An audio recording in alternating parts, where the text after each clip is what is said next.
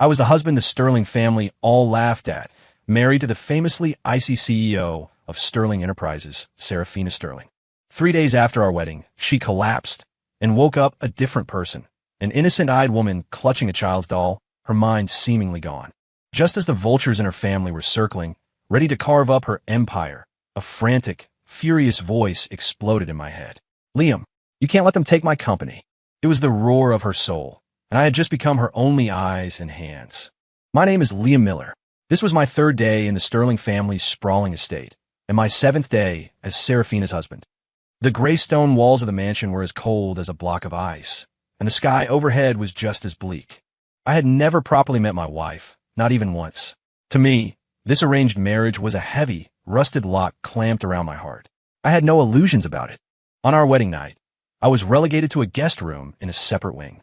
I never even saw the bride. I was just some piece of furniture they didn't know where to put. The staff were polite to my face, but I'd always catch their hushed whispers, the mocking tone unmistakable. He's just here for the money, waiting for his payout. I pretended not to hear them.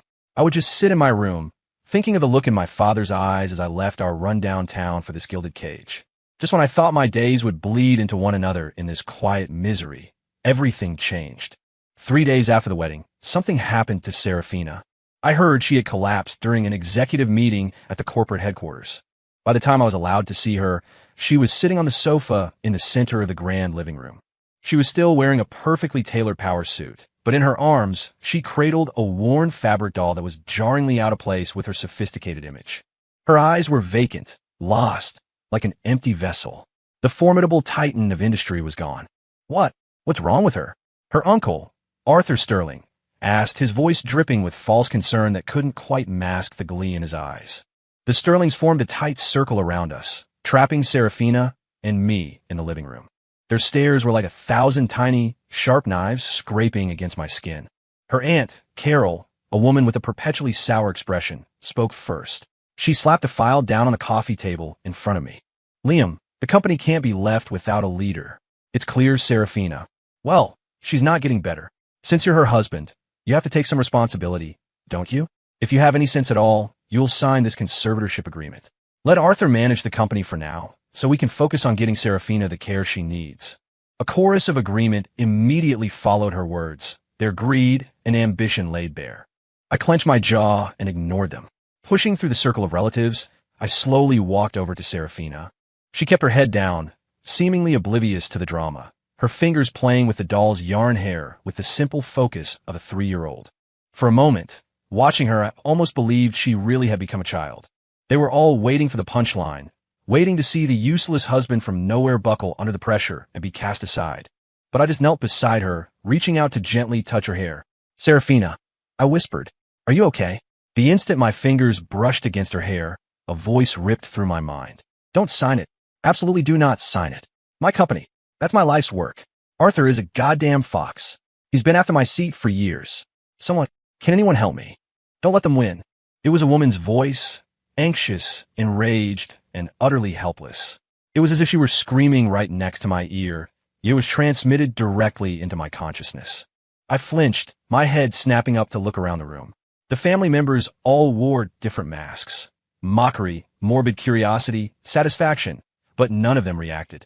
On the sofa, Serafina was still fiddling with her doll, her body perfectly still. That voice, was it hers? Was Serafina's mind still in there, trapped inside her own body? The voice continued, filled with despair and fury. Why is this happening? I can't control my body. Liam, please, you have to stop them. If this goes on, my company is finished. She was screaming, but she had no idea I was the only one who could hear her. I took a deep breath, trying to quell the shock hammering in my chest. If I was the only one who could hear the voice of her soul, then I had to do something. I stood up, placing myself between Serafina and the rest of her family. My gaze swept over Arthur and Carol, my voice cold. Who says she's not getting better? The doctors haven't even given a final diagnosis, and you're already trying to carve up her assets. Your greed is showing. Carol's face paled. Liam, what are you talking about? We're thinking about the company. Thinking about the company? I scoffed, picking up the so-called conservatorship agreement from the table. Without even reading it, I ripped it to shreds in front of everyone. I think you're thinking about yourselves. Aunt Carol, you should be careful not to overreach. You might just lose a hand. You, she sputtered, trembling with rage, pointing a finger at me. Arthur's face darkened, his expression thunderous. Liam, you've gone too far. You're an outsider. How dare you interfere in the Sterling family's business? An outsider? I stared him down, my words sharp and deliberate. I am Seraphina Sterling's legal husband. From this day forward, I act for her in all matters. The CEO's chair at Sterling Enterprises is not up for grabs. Nobody touches it. After a moment of stunned silence, the room erupted. Several of the older Sterlings were red-faced with fury. Liam? He tore up the agreement? Why is he helping me? I thought he was just. Seraphina's voice echoed in my head again, this time filled with shock and confusion. I ignored the vultures. I turned back to Seraphina on the sofa. She still held her doll, her eyes wide and uncomprehending, but the commotion seemed to have unsettled her. Her delicate fingers were unconsciously twisting the hem of her skirt. I softened my voice, leaning into promise in a low tone only we could hear, "Don't worry.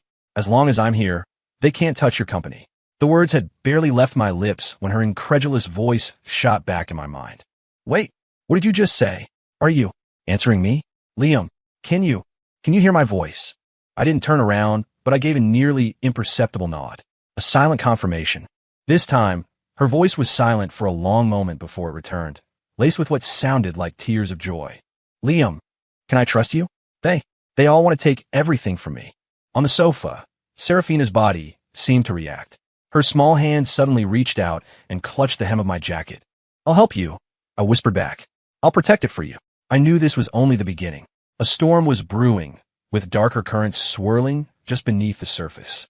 And I, her husband in name only, would now have to face it all with her. Ever since that day in the living room, when Seraphina's soul discovered I could hear her, our co-op mode officially began. By day, I was the useless husband, Seraphina's glorified babysitter. "Mr. Miller, Miss Seraphina put her shoes on the wrong feet again, and she won't let us help her." A maid called out, looking troubled. I put down the company report I was halfway through and hurried over. Seraphina was sitting on a small bench in a cute pink hoodie, trying to cram her left foot into the right shoe, which was adorned with a little blue teddy bear. Her brow was furrowed in concentration. It was adorable. When she saw me, her eyes lit up. "Yeah," she cried, holding her arms out for a hug. "God, this is humiliating." The CEO of Sterling Enterprises whining for a hug. "Liam, don't you dare come over here." "Okay, fine, come over, I can't get this stupid shoe on." Seraphina's soul voice grumbled in my head, a mix of annoyance and embarrassment. By now, she had no one else to talk to, so she'd stopped censoring herself around me. I held back a smile, walked over, and knelt, pulling her into my arms and stroking her hair before setting her on my lap. Her body was soft, carrying the faint, pleasant scent of a grown woman. Yet she leaned on me with the complete trust of a child. She immediately relaxed against my chest, a happy smile spreading across her face. "Hey, too close. Have you no sense of personal space? I mean, I guess we are married, but this body's instincts are just so clingy." Her soul was still putting up a fight in my head, but her body just snuggled in closer. While calming her, I quickly switched her shoes to the correct feet. Our days were filled with moments like this. At mealtimes, her body would pout and threaten to cry if a tiny drop of sauce landed on her clothes. Simultaneously, the voice in my head would be screaming, "Liam, you moron. This top is limited edition couture. I've barely worn it. If that stain doesn't come out, I'll have your head." When I dressed her, she'd often squirm and resist if she thought a collar was too tight. "I told you this one is too tight. Get the other one. Yes, the third one from the right." Her voice would direct me like a remote control. At night, after her body had fallen into a deep sleep, our real work began. But even then, her sleeping form was restless. Her hand would unconsciously find and grip the corner of my shirt, refusing to let go. "Let go. This is ridiculous. Why is this body so needy even when it's asleep?" Her mental voice sounded exasperated, but her body's grip remained firm. I'd have to wait until she was soundly asleep before gently prying my shirt free and heading to the study. In these past few days, I had come to fully understand Seraphina's condition. It was as if her soul had been disconnected from her body. She couldn't control her movements, but her consciousness could drift around freely, observing everything. The only limitation was that she couldn't stray too far from her physical self. In the study, Seraphina's soul would hover beside me as we began our remote workday. The data in this report is wrong. Page 7, third line. Have my assistant verify the raw numbers tomorrow. In the 10 M.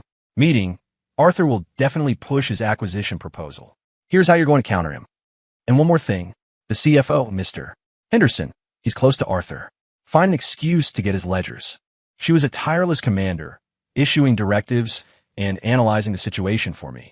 I could almost see her standing beside me, the sharp-witted CEO, her eyes scanning the documents on my desk. My fumbling attempts as a corporate novice, however, often earned me her scorn. Ugh, this is infuriating. If I were in charge, this would take 3 minutes. I wouldn't have to watch you bumble around like an idiot. I listened to her commands, taking notes on files, responding to emails, and handling a mountain of corporate affairs. With her direct guidance, I made almost no mistakes. To the outside world, though, it just looked like the useless husband was getting by on dumb luck. Like in that meeting where we thwarted one of Arthur's traps. There's a problem with this contract. I can't sign it, I said, putting down the pen exactly as Serafina's soul instructed. Arthur's face tightened.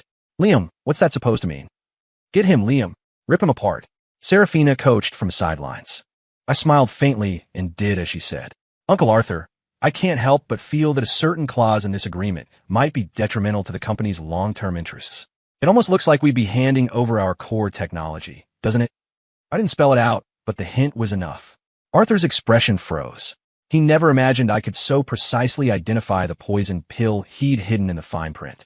That confrontation made Arthur and his cronies more wary of me, and it gave me a tentative foothold in the company. That night, back at the estate, as I watched the serene face of the sleeping Serafina, my soul partner sighed. You know, Liam, you did pretty well today.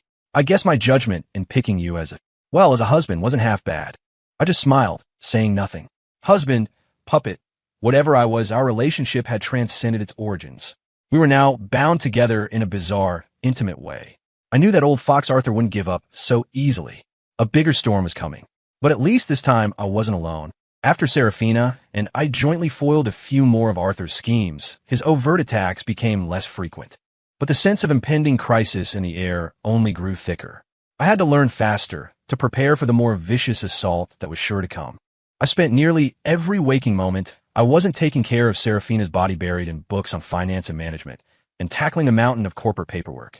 When I dragged my exhausted body back to the bedroom late at night, Serafina would already be fast asleep, her breathing even, her face peaceful.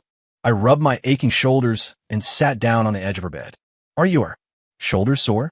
Serafina's voice was suddenly quiet, stripped of its usual sharp edge. You should get more rest, you idiot. I don't want my husband to collapse. Thanks, I said softly. It's only because you need to be in top form to protect what's mine, she said, her tone feigning arrogance, but I could hear the underlying warmth. Our relationship, in this strange state of coexistence, was slowly, subtly changing. She was no longer just the untouchable CEO.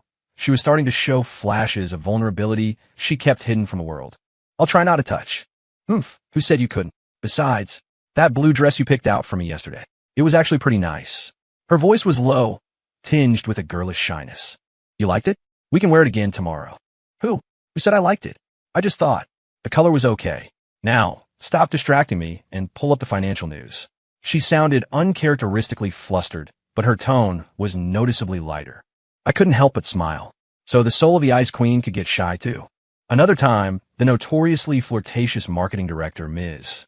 Evans, came to report on a project. Throughout the meeting, she kept finding ways to show off her elegant collarbones and the curve of her chest, sending suggestive glances my way. She even managed to let her fingers accidentally brush against the back of my hand as she passed me a file. Mr. Miller, perhaps we could discuss the promotional strategy for this new product. In private, she cooed, her voice deliberately soft, her intentions obvious. That shameless hussy. How dare she try to seduce my husband? Liam, keep your eyes to yourself. Do you hear me? Serafina instantly blew a fuse. And her proposal is total garbage. I want you to tear it to shreds in a minute. Got it, boss. I murmured under my breath. Who are you calling boss? Don't get cocky. The voice in my head stuttered, a note of flustered indignation in it. I suppressed a laugh and adopted a serious expression. Ms. Evans, let's leave the details of the proposal for the project team to evaluate. Also, I took a step back, creating distance, my tone turning icy. This is a boardroom. We discuss work here. Please be mindful of your conduct and your attire. The smile on Ms. Evans's face froze, and she retreated from the room in humiliation. Serves her right, Seraphina's soul said triumphantly. That'll teach her. Let's see if she ever tries to pull a stunt like that on you again. That evening, as I watched Seraphina's sleeping form, I deliberately teased. You're pretty cute when you're jealous. Nonsense. I wasn't jealous. I was upholding the professional integrity of the company. Her soul immediately retorted, though her voice lacked conviction. I chuckled. Of course. Always thinking of the big picture, Ms. CEO. After a pause, I said more seriously, Seraphina, thank you for letting me see this side of you. Seraphina fell silent. After a long moment, her voice returned, tinged with melancholy. Maybe this is the only way I can be my true self. And maybe you're the only one who can see it. I gently took her sleeping hand in mine. I'll be here. I'll stay with you until you come back. You'd better be, her voice replied, now laced with a clear sense of dependence. However, the peaceful days were short-lived. Arthur's counterattack was faster and more brutal than we had anticipated. He conspired with several board members to leak a story to the press, claiming I was exploiting Seraphina's illness to embezzle company assets. The article also insinuated that the circumstances of her illness were highly suspicious. The story caused an uproar. The company's stock plummeted, and panic spread through the ranks. That bastard. That old fox Arthur. This is a coup. Seraphina's soul raged in my mind. Liam, we have to fight back now. Easy. I soothed her. He's just slinging mud, trying to force me into making a mistake. What he doesn't know is that I have you, my ace in the hole. My calm demeanor helped her cool down.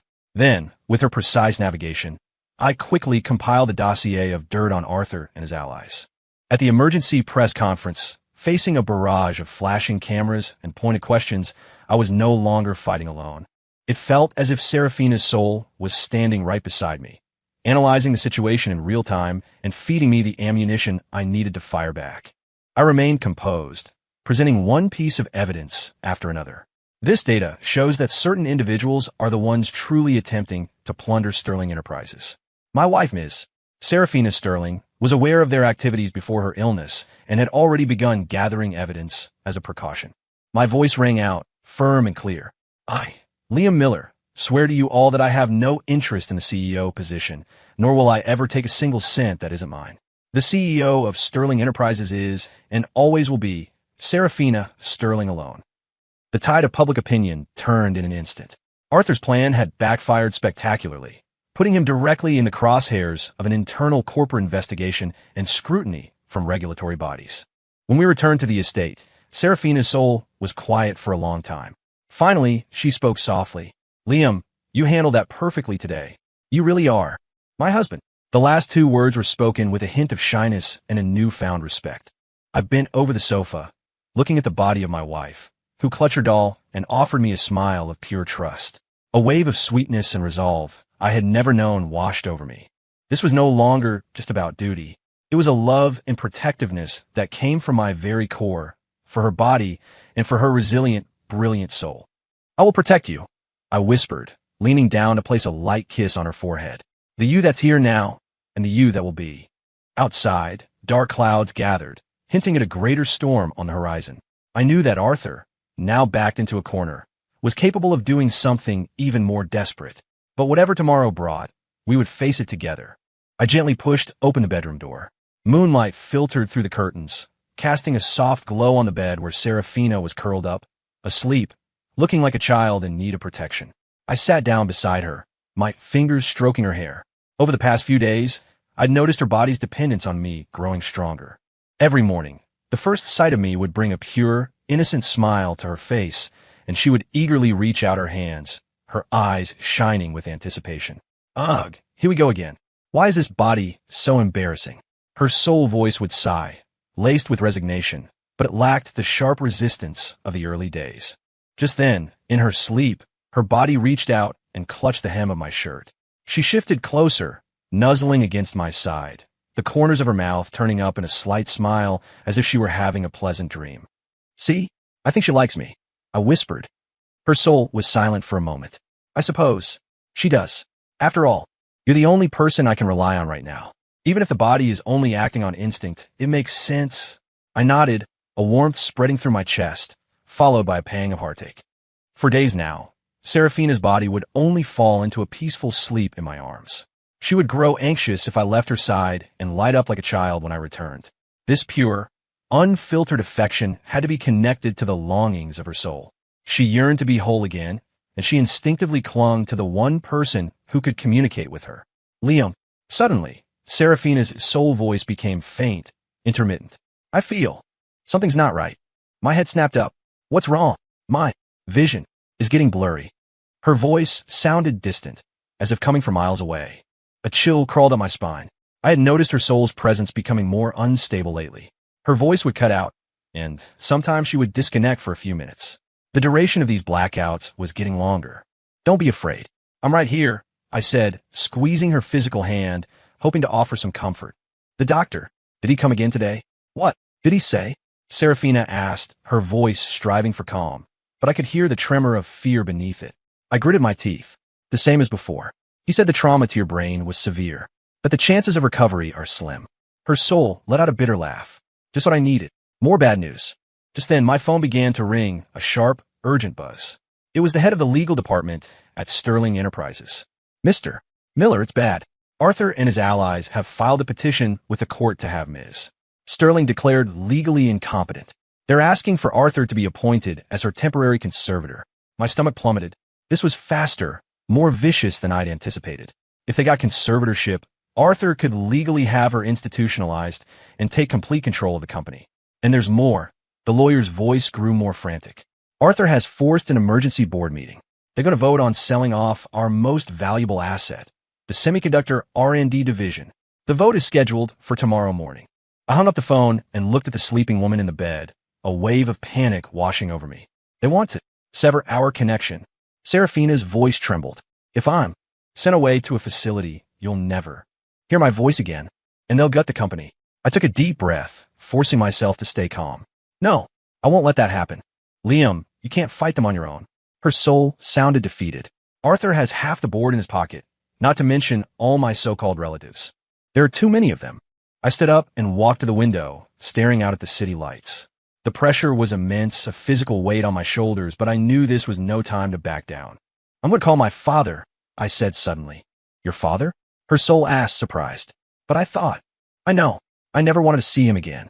I never told you, but while my father may look like a small-town businessman, he has connections, deep connections on Wall Street. I turned back, my gaze resolute. Otherwise, how do you think a mismatched marriage like ours could have ever happened in the first place? Her soul was quiet for a beat, her voice complex when it returned. You would go that far for me. That's not all. I walked back to the bed and leaned over her peaceful face.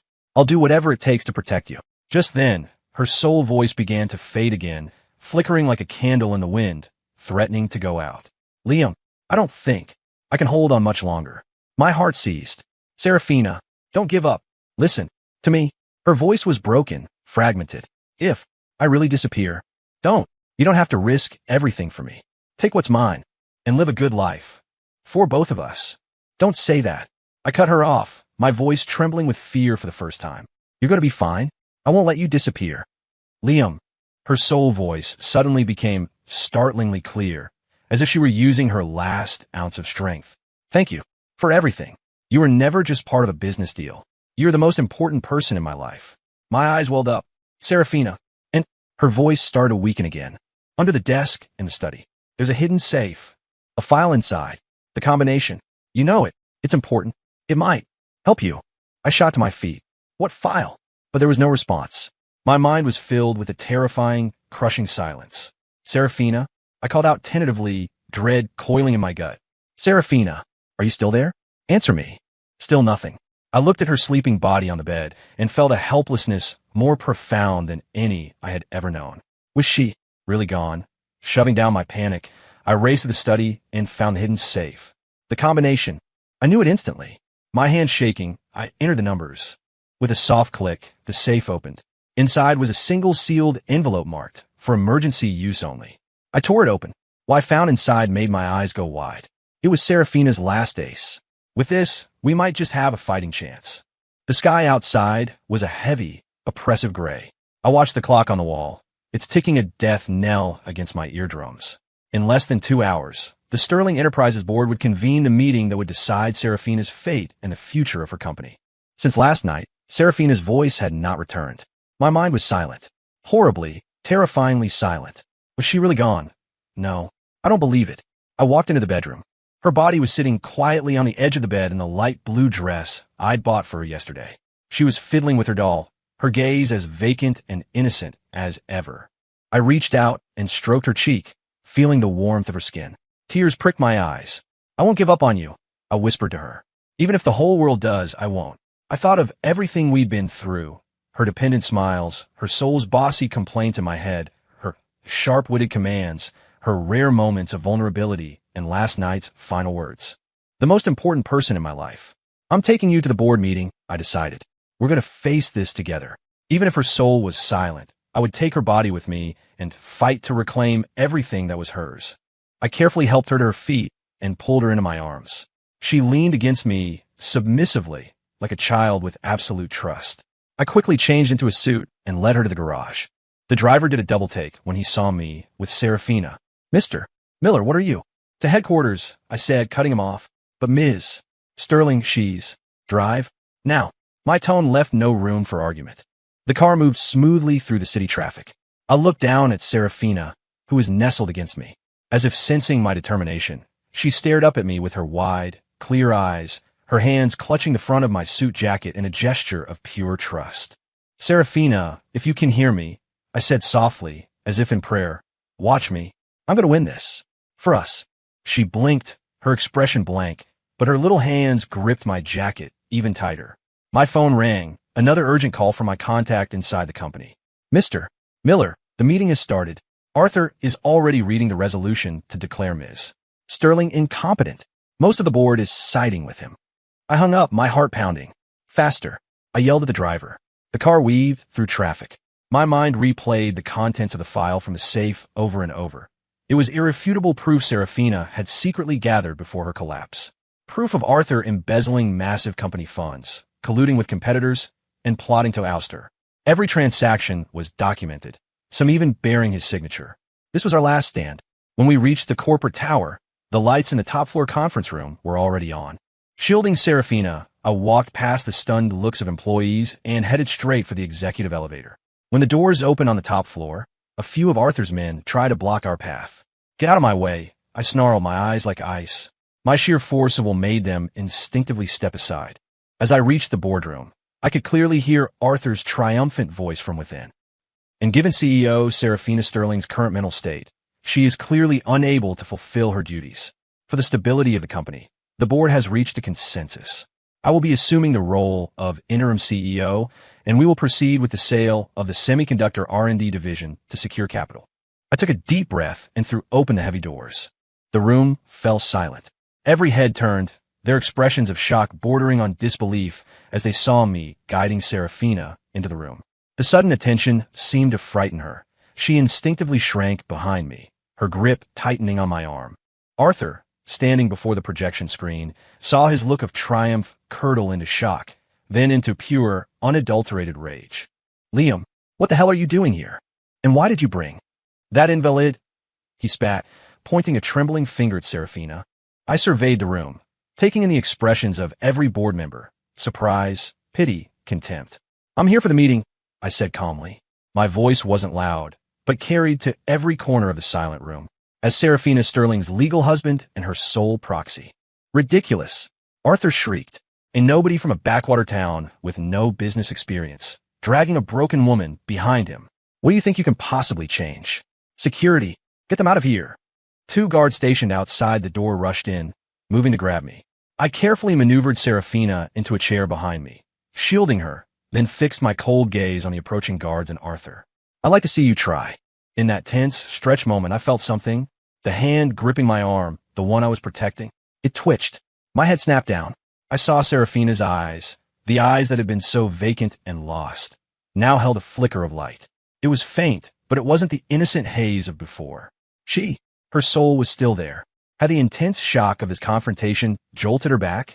Liam, a voice, so faint it was almost inaudible, yet clearer than anything I had ever heard, bloomed like a miracle in the silence of my mind. My heart nearly stopped. It was her. Her soul was back. Serafina, I cried out in my mind. Hold on. I'm here. Her sole voice was still weak, as if it might fade at any moment, but it was underpinned by an astonishing force of will. An indescribable strength surged through me. She was here. She hadn't given up. I wasn't fighting alone.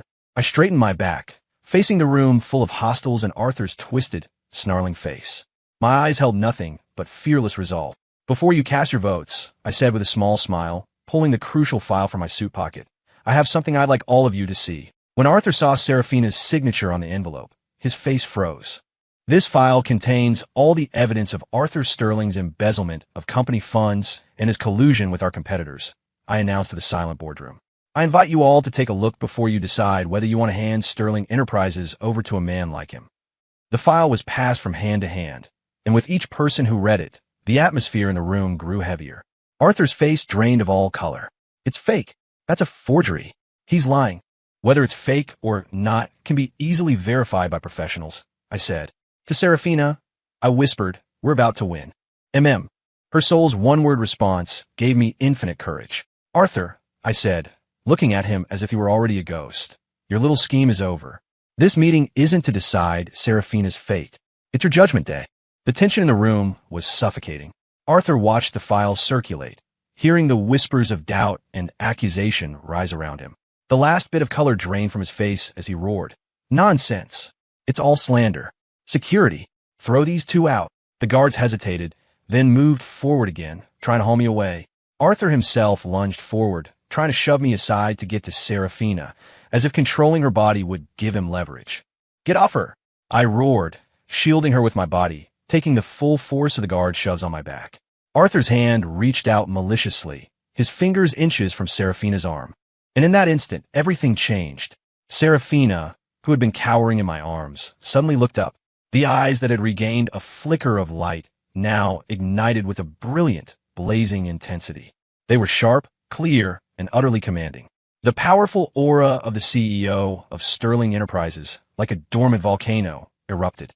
She shot her hand up, slapping Arthur's grasping hand away with sharp, precise force. "Don't touch him." Her voice, cool, crisp, and filled with absolute authority, was no longer in my head. It echoed, real and tangible, through the stunned silence of the boardroom. In that moment, she had finally reclaimed control. Every sound in the room ceased. It was as if someone had hit a pause button on the universe. Everyone stared, dumbfounded, at the woman who moments before had been a lost child. Now, her gaze was as sharp as a razor. Arthur's hand hung in midair, his expression one of pure, unadulterated horror. You're better." Serafina cast a glacial look in his direction, then calmly stood up. She smoothed the wrinkles from her dress, her posture perfectly erect, with no trace of her previous fragility. Her eyes swept over every person in the room, her voice quiet but heavy with an undeniable pressure. "Since when does trash like you get to make decisions about my company?" Dead silence. The board members were speechless, the guards frozen in place. She walked forward, took the file from the last board member, and without even glancing at Arthur, addressed the room. "I saw everything. I know exactly who did what while I was ill, who tried to carve up my company for themselves." "Arthur," she said, finally turning her icy gaze on him. "Embezzlement, corporate espionage, attempting a hostile takeover. This file has enough to put you in prison for a very long time. You can turn yourself in now. It will be much worse for you if you wait for the police." Arthur's face was ashen. His knees buckled, and he nearly collapsed, still babbling nonsense. "Impossible. How could you? You can't win. I still have. Whatever cards you think you have left, feel free to play them," Serafina said, her tone calm, but her words final. "But this evidence is going to the authorities. The law will decide where you belong." The room was silent. In the distance, the faint wail of sirens grew louder, a precaution my father had arranged. Every person who had mocked me, pitted her, or tried to get a piece of the pie now stared at the floor, too ashamed to meet her gaze. I walked to her side. She reached out and took my hand, her grip firm. This was no longer the grasp of a dependent child, but the solid connection of a partner. She turned to me, and in her cool eyes, I saw a complex mix of emotions, gratitude, apology, and a flicker of a soft, gentle smile I'd never seen before. "Liam," she whispered, her voice for my ears only, "thank you. From now on, we protect this family and this company together." I nodded, squeezing her hand, my heart swelling with pride. Outside the boardroom window, The heavy clouds finally broke apart. A single, brilliant ray of sunlight pierced through, landing squarely on her forehead, crowning her in light. The ordeal was over, and for the two of us, a new life was just beginning. I stood before the massive floor-to-ceiling windows of the CEO's office at Sterling Enterprises, gazing down at the bustling city below. The sun was bright, having swept away the last traces of the gloom from the past weeks. The dust had settled. Arthur Sterling and his cronies had been taken into police custody. The evidence was ironclad. They were facing serious prison time. The board of directors had been restructured. After the storm, Sterling Enterprises was finally back on course. "What are you thinking about?" A familiar, melodious voice asked from behind me. It was no longer a voice in my head, but her real, beautiful one. I turned. Serafina stood there in a sharp, elegant white suit, her hair tied back, her eyes shining with confidence and intelligence. The confused, childlike woman was gone, replaced by the dazzling, formidable queen of the business world. After her dramatic return in the boardroom, she had gradually regained full control of her body. "Just thinking that everything we went through feels like a dream," I said with a smile. She walked up to me, and right there in the bright, open office with employees occasionally glancing in as they passed, she wrapped her arms around me. "Liam," she said, her head resting on my chest, her voice soft and sincere. "I owe you a proper thank you. Thank you for not giving up on me when I was at my most helpless. Thank you for everything you did." I hugged her back, feeling the real warmth of her body, the steady beat of her heart. A sense of profound contentment washed over me. "At the press conference this afternoon, I'm going to make a formal announcement," she said, tilting her head up to look me in the eyes.